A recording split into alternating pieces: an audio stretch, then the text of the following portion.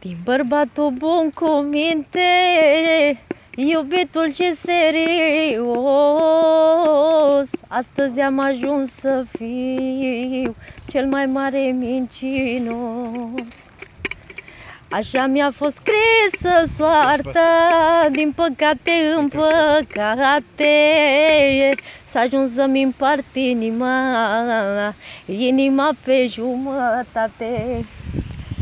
Am ajuns sclavul iubirii, bărbat cu două familii, of, of, of, inima mea blestemată, vrea în două să se împartă. Așa mi-a fost scrisă soarta, așa mi-a fost mie dat, să fiu bărbat într-o parte și în alta să fiu amat.